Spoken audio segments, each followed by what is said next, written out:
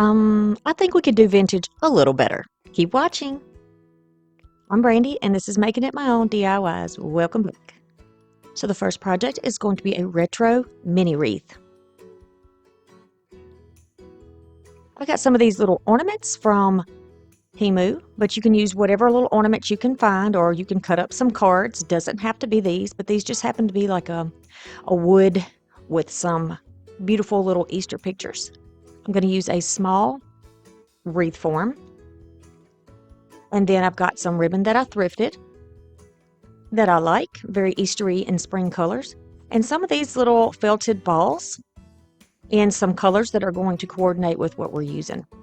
So I am going to be starting on first we're going to apply down the ribbon, and then we'll flip the wreath over because we definitely want to be using the flat side. Normally we would use the rounded side on the top, but since we're going to be putting flat objects down on it and it's going to be almost like a low profile kind of wreath, we want to make sure that we use the back, which is flat, because it'll give us an easier surface to glue down our pieces to. So you can see how we're doing it. Very simple. You just wrap it around. If you want to save your ribbon, make sure that you're just overlapping it. When you get back around to the end, you can wrap it. And since the mounded part will be on the back, we're going to just flip that ribbon over, give it a nice little edge, grab our finger protectors, and add some glue here. Sometimes when I put the ribbon down like this, it'll start to fray just a bit on the bottom. I usually just clean that up with my finger, or you can get your scissors and make a nice clean line. So now, working on the flat side of the wreath, I'm just going to lay my little pieces out here and decide which way I like it the best. And I think that this is going to be the look that I like. The colors and the spacing just works. All right, I'll grab my hot glue and start adding these right onto the wreath. That ribbon gives a nice little background, but it also gives us the space to glue down on the form. And y'all, am I the only one who keeps 2 glue guns at the ready? I do, because if I'm going with the flow, like I often do, and one runs out of glue, I just grab the other one. So I keep 2 of them at the ready all the time. You'll see me using both of them during the videos. One's a big one, a big boy, and the other one is just more of a fine, smaller one. All right, so we're just going to place all those down. You can put yours on here however you like. How cute would this be if you used like some Easter cards from Dollar Tree and just cut those out and you could put those on? Now I'm going to figure out where I like these little pom-pom balls or these little felted balls, and I'll start adding those down with some hot glue. And some of these pieces will be right on top of the ribbon, and some of the pieces will, sort of overlap onto the ornaments, which is totally fine with me. There's no specific reason for the way that I place these down or how I decide what colors I'm going to put next to the other one. We just want to keep it playful and pretty and childlike. And look how sweet this looks already. I took inspiration from this from Pinterest. I actually saw some vintage looking retro wreaths and things over there on Pinterest, and I thought, you know what, I'm going to make this one my own. And I encourage you to do the same. So now, using a thrifted piece that was kind of sad looking, I'm just going to grab the greenery off. I'm going to take these little flowers off. You can cut the little plastic on the back and lay it flat if you would like. And then I'm going to place these flowers down where I have the 2 instead of the 3. I'm putting the little flowers on there, and I'll start adding these little berries here and there. I like the playful colors, and I like that it's that delicate little daisy flower that we're using. I think it looks really sweet with the project. And you can take a little glue if your flower is trying to fold and just place it onto your little ornaments. Now, if you don't have these felted balls, you can use little pom-poms, you can use little Easter eggs. Think of ways that you can change this to make it your own, for sure.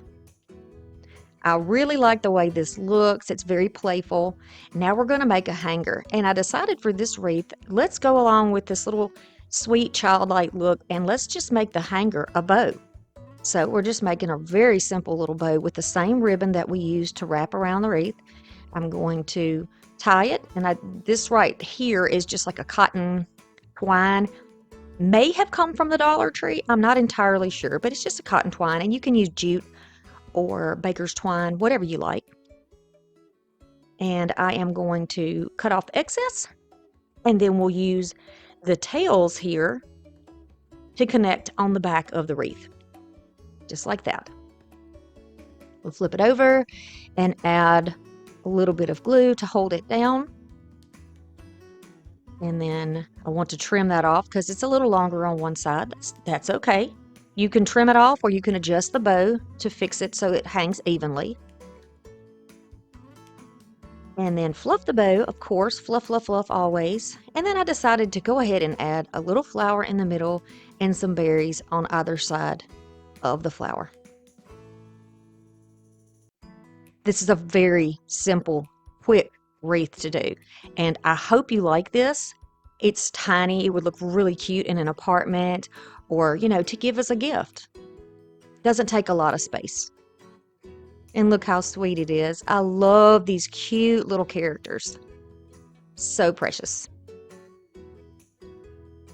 Here is another look at it of our final project. If you like it, please consider giving me a thumbs up so I can continue to put out the content that you enjoy on this channel. Okay, the next project will be a Easter egg mobile, or mobile, however you want to pronounce it. I have a little thrifted wreath. It is just a little over 6 inches. Some beautiful vintage little scrapbook pieces. These ornaments came from Temu. However, use whatever you like, and you can use paper for this. And then I'm using some of my little Mod Podge tools and some paper Mod Podge. You really couldn't use any kind you like. I've got some linen cord and some jute. A thrifted bead. How beautiful is this? Look at all those little pearls on there. And then I have some pearls. You can also use beads if you would like, or crystals if you would like a crystal chandelier. Those types would be really pretty too. Okay, so now I'm just going to decide which of these I want to use, and I made my choices. Now I can cut the papers down so that they will fit on the back of each egg, because the eggs are blank on the back, and we want to be sure we give them some beautiful color also. You could always paint the back of your eggs if you didn't want to use paper. You could take a card and you could put a card on the back of the egg, or you could put 2 eggs back to back and do that way. All right, so now we've made our choices. Mod Podge is so easy to do. You could also use a glue stick here if you choose to do it that way, or school glue, whatever you want to use. And then put it on your paper, flip it over, use a squeegee on it, use a brayer on it, make sure that it's nice and flat. And I've had very good luck with these little projects. They don't have bubbles and they don't have wrinkles. I'm going to quickly dry mine, but you can let yours dry on its own.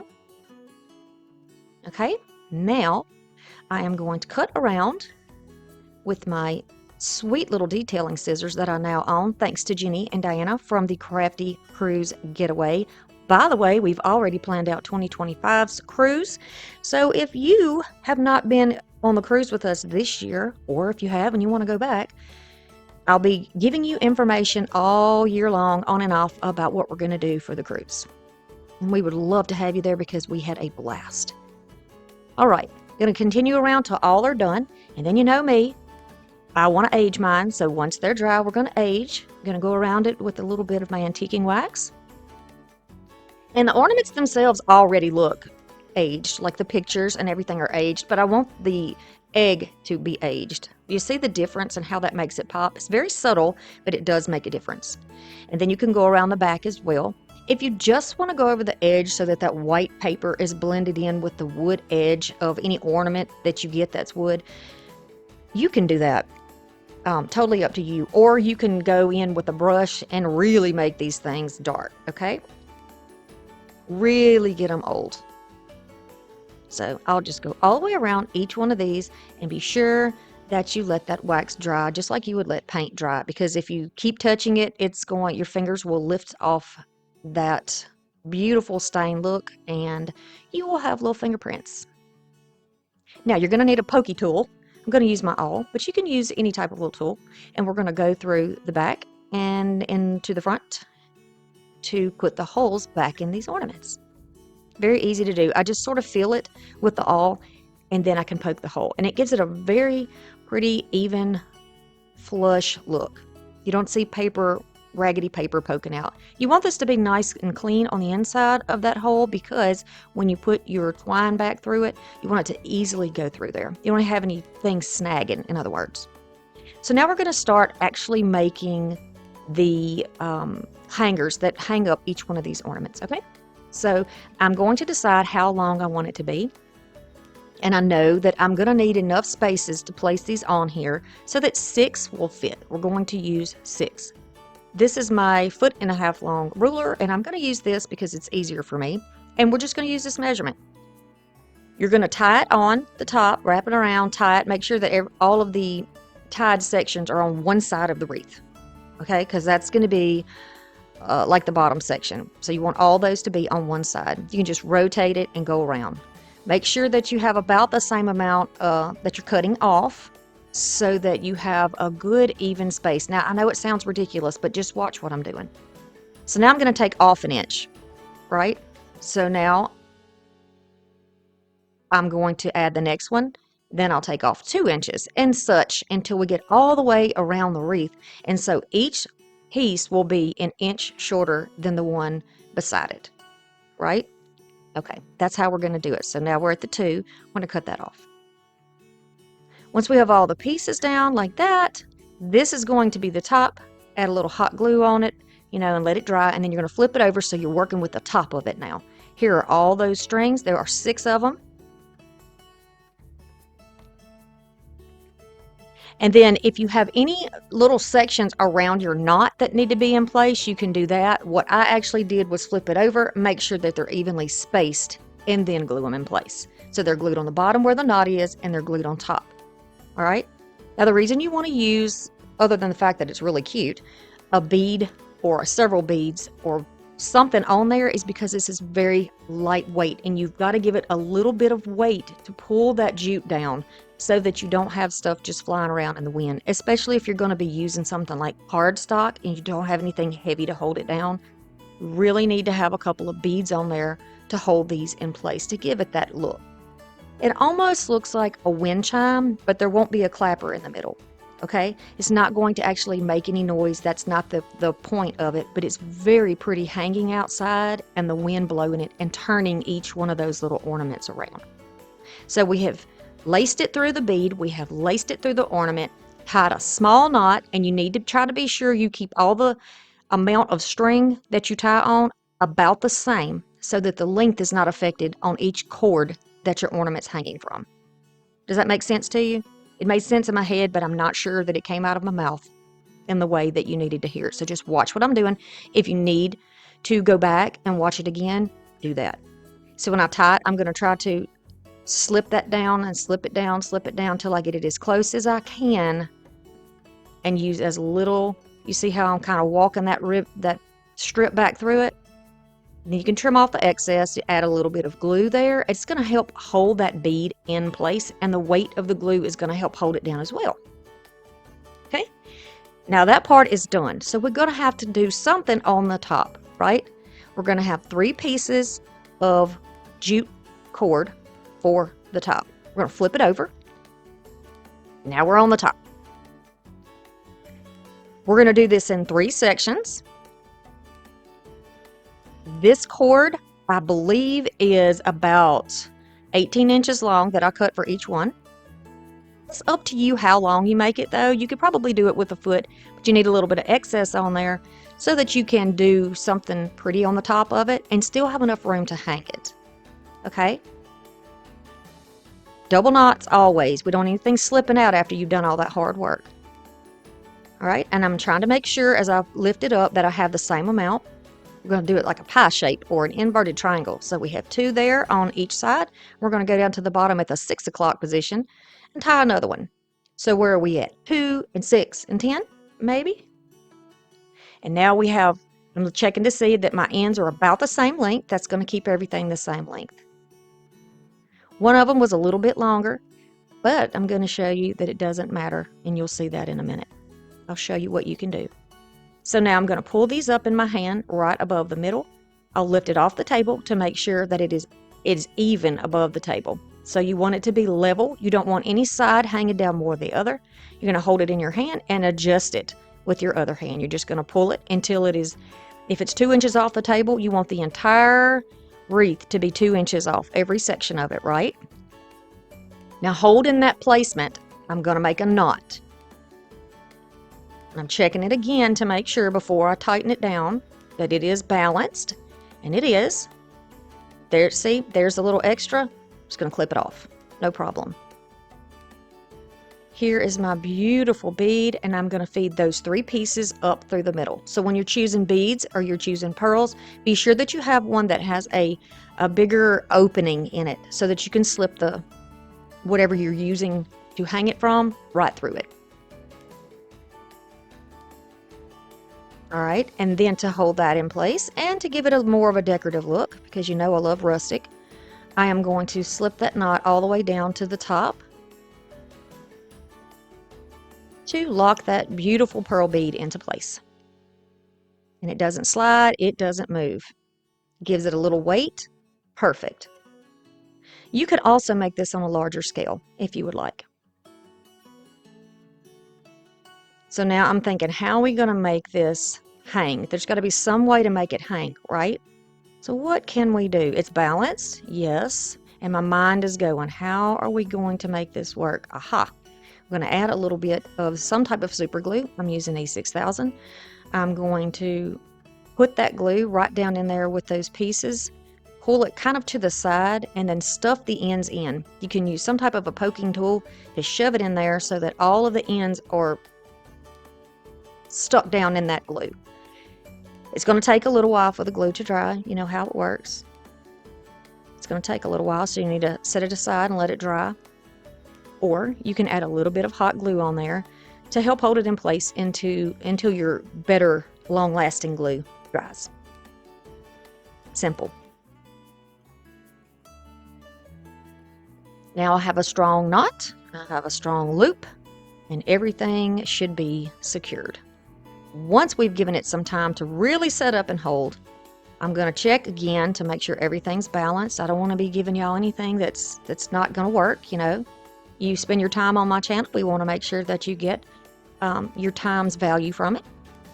And then I'm going to make a little bow. All I'm doing is wrapping some more jute about 8 times, or no, it's probably wasn't even 8 times, 6, 7, 8 times around my fingers, tie it in the middle to make a little fluffy bow. And then I'll put it right at the top and just glue it in place. And I do, right before I filmed the final result of this, I did actually add a little bit of greenery to the top of it. So if you want to leave it like this and you're happy with this, you can certainly leave it just like this. I want to give you some more options, so I decided I would add a couple of jute bows, little bitty bows, to each one of these little pieces of ornaments. And for those of you who are watching who came on the Crafty Cruise, this would be probably a good time maybe to use the finger bow that Kendra taught you, right? You might want to use those bows here. Just make them little, pull them down little. All right, and I'm going to add this right on top of where the bead meets the top of the ornament. And we'll do that for each one. Just a very simple little bow. You can certainly make it just like I'm doing it if you would like. And to me, this just gives it a little more of a shabby chic look. Now I'm going to be adding in a little of my rustic. You know I love my rustic. So I got these picks. Then I'm going to peel each of these little pieces of greenery from. I don't know if this is some type of a fern. I think it is. And I'm just going to pick the pieces off. I love the fact that they have a darker greenery and they're lighter on the end, like the coloring, because to me it looks like spring, right? Looks like new growth. So I thought it would be perfect for this. I'm going to go all the way around this in the same direction. We're going to overlap and go in the same direction. I'm going about halfway up to put the next piece down so we don't have a bunch of bald spots in there. Easy to do. You can also use floral wire here if you don't want to use glue for this, but the glue has worked perfectly for me. I am using Gorilla Glue sticks in this mini gun. So I'm going to go all the way around here very easily. This would be a good opportunity for you to get into your scrap box and all those little extra pieces of greenery that you peel off of things.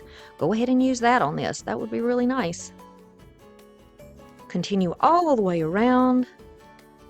And when the outside of it is done, this is how it's going to look. I'm going to take these little Dollar Tree flowers. I'm going to cut the little back off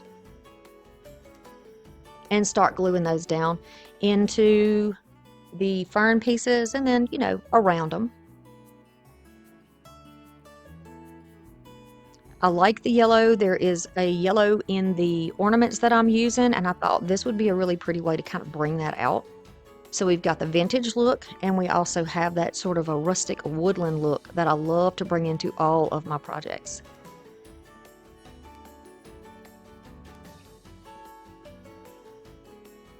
And if you wanted to leave the little stem piece on the back of the flower to give it a little lift, you could do that.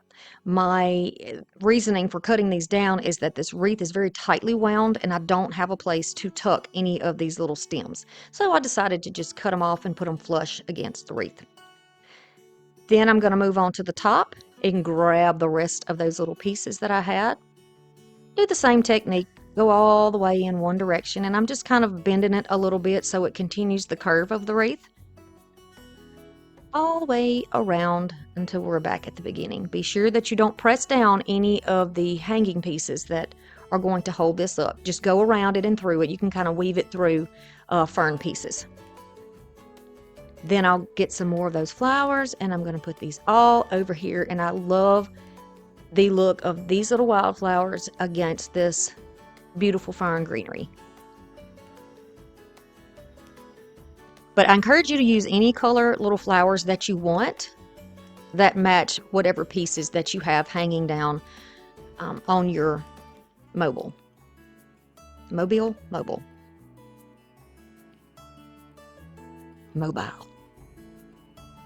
So many options, y'all. Make it your own.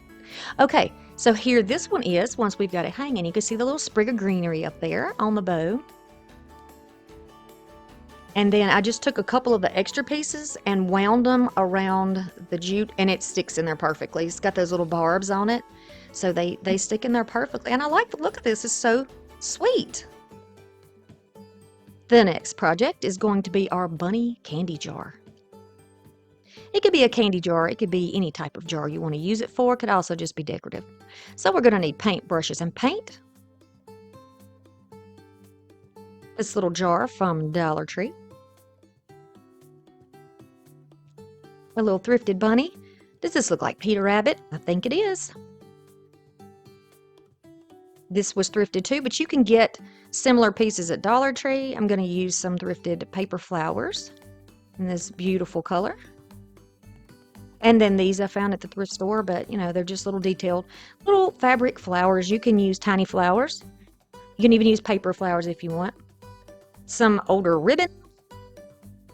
It's more like a trim because it's got a rounded edge, right? And I will be using another piece. So you're going to go ahead and clean this off with alcohol, with soap and water, whatever you want to use. I'm just using window cleaner on mine. Works perfectly and it smells good. All right, then after we have thoroughly dried them, we are going to add on our paint. Y'all want to take the opportunity to let y'all know that y'all are not alone. You're not alone. Please don't ever think that you're alone. You have this whole community of people that you can chat with and talk to right in the comment section. And you can email me if you need to email me. All right, so let's add that on and we'll let it dry. I'm going to put a different color on the top. But you can still use the same color on the top if you would like to do that. I love this green. I love all the green chalk paints that I've invested in. They're, you know, I love green. I love the greens. And then you need to be sure that you let everything dry. And I'm just going to use my little tool here so I can continue on this project for y'all. I'm making a new card for the members in my channel, so I just wanted to go ahead and say to all of my members, thank you very much for being here. The things that you do for my channel financially are helping everybody else to have free content to watch. So thank you so much for that. You are so appreciated. All right, I'm going to use my glue gun here to just heat up the bottom of that little foot we're going to use pieces of greenery wire, and we're going to strip off the green part and take the wire right out of the inside. So if you have a thicker wire already, then you can use your wire that you have for this. We need to do something to make a stand for his feet, and you will see what I mean. He's going to stand on top of the box, but to do it securely, we have to kind of pierce the top of the box. So we're going to take those little areas where we kind of weakened that rubber or plastic that he's made out of, and just wiggle, wiggle, wiggle, and that's going to work. And we're going to do the same thing over here, and that will work. So once I know that this is going to be nice and stable, we can take those wires back out. Perfect, perfect. It's going to work great, I think. Had to have him standing, y'all. He's got tiny feet, though. Not a lot of room to work. So we're going to take the glue. You're going to use a permanent glue so nothing comes out. And then go right back in those holes that we worked so hard on. In each foot. And then we're going to allow that a little bit of time to set up and dry before we put him on the lid. How's everybody feeling today? Y'all good? Are we getting spring weather? Is everybody excited? Are you seeing any new growth on the trees? Are you seeing any flowers popping up? I know down here in the south we are. All right, so now to find his placement, I'm just going to flip over the top, push his little feet down in there so it makes a little score mark, and then I'll take my awl, and since I didn't have my hammer, I'm going to use my tool over here and knock it down through there, make a little hole, put the little wood block underneath it so that I don't, poke a hole in my table. Now I've got my holes, and I can go right back in the other side and make it nice and smooth by just twisting it around. Now it's perfect. And we didn't scratch our paint by putting his feet on there. Now we can go through the wires, or the wires through the little openings we made. Perfect. It's going to fit perfectly. So I want to put something around the top of that wreath. We want him to look like he is standing in a field of flowers. So in order to get the right shape, I flip the lid over, and I'm going to start making that wind around here. I couldn't leave it as is when it was bound, it was wound up in that little bundle, because it's too big. So I had to unwind it and then rewind it in a way that it will fit right on the top. If you do it inside the lid this way, you're going to have the perfect measurement for that. So once I got it as thick as I wanted it to be, I pulled it out, flipped a piece off, and then I'm going to take the tail, which is about 12 inches, and wrap that all the way around it. So it's almost like making a wreath from it. Just going to keep wrapping until it is nice and secured all the way around to the front. It's going to put those little pieces of berries or flower buds or whatever you want to imagine they are all over there, and it's going to be nice and pretty. And it is the perfect size. Perfect. Don't you love it when something comes out right? It's experimental, but you do it and it works. I love it. Then I love telling you about it to help you out. I'll grab some of that E6000. I'm going to bop it all over the top in different little sections here so that it does not come off. You still need to be delicate with it if you're taking the lid on and off, though. You should still be delicate. In between those sections, we're going to add hot glue so we have something to hold it in place while the other glue sets up and gives us a good, strong, hopefully permanent hold. I'll make sure it's positioned correctly and then press it down for a few minutes. I'm going to take those little beads or the little buds, and I'm going to flip those out. Make them nice and fluffy looking. Nothing needs to be kind of squished down. We want them to be airy and light, because that's what spring is, right? Airy and light and joyful. Then I'll grab my little fabric flowers. You can also use, there's little foam flowers, I think, at Dollar Tree. So if you wanted to do this on a bigger scale, you could use those little foam pieces. I just like the miniature jars and miniature gift ideas, because you're giving them the gift of what you're creating, plus you're going to have something inside that's going to be that extra surprise. People like those kind of things. I know I do anyway. and my kids do. So I'm gonna go around here and make this like a little fairy ring or something really pretty.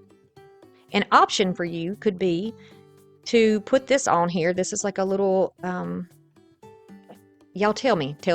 It's like a little doily, but it's somebody knitted it, or is it called crewel?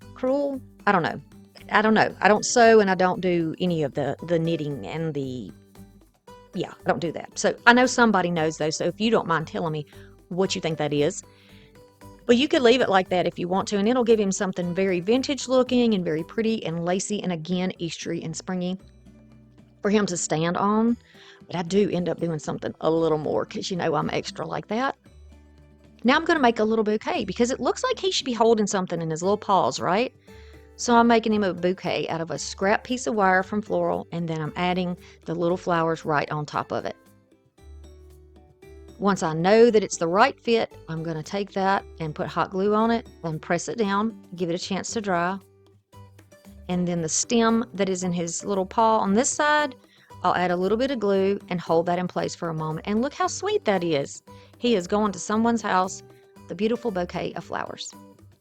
Now we can trim down the wires on his feet because we really don't need that much. We just need enough to go through and hold to the bottom. I'll feed those little lines right through. And then I can just bend those together. They need to be flat, so I'm just going to bend them in place here. I'll add hot glue to cover it up so that nothing pokes through. And then I'll cut a piece of cardboard that is will fit in here with a little space around, because consider the fact you got to put this lid back on. You want to make sure there's a little gap all the way around where the top of the jar will sit down. If you don't, you can't get the lid back on, okay? So be sure you do that. I'm adding a little more glue to secure him here. And then I grab this beautiful piece. Somebody sent me some trims and ribbons in a couple of different boxes. It was wonderful. It was some things that she said she wasn't using anymore. So thank you for that, by the way. And yeah, I'm getting to use them now. So the white piece that's down there, actually, I believe came from her. I am going to add some glue. This is just kind of putting almost like a collar on here. It just gives it a pretty look, I think. And then once I know I have that in the right space, be sure that you start and stop your line in the very back of the jar, whatever you want the back of the jar to be. And then I'm going to do the same thing, but I'm going to overlap it with this beautiful white. It's almost like a satin with a lace overlay. Very sweet. Right on top of that, right on the line underneath where the jar will screw back down, because like I said, we want this to be a functioning jar, so we have to be sure that we don't interfere with the two parts that connect together. So this just goes underneath it, and it won't be in the way when we put that sweet little top back on. Protect your fingers. Protect your fingers. And then we'll trim it off when we get back around to the end, making sure that we have enough to overlap and that there's no janky pieces hanging down. I'm going to just glue that flat. And then that's, of course, the back. Trim off anything that looks weird.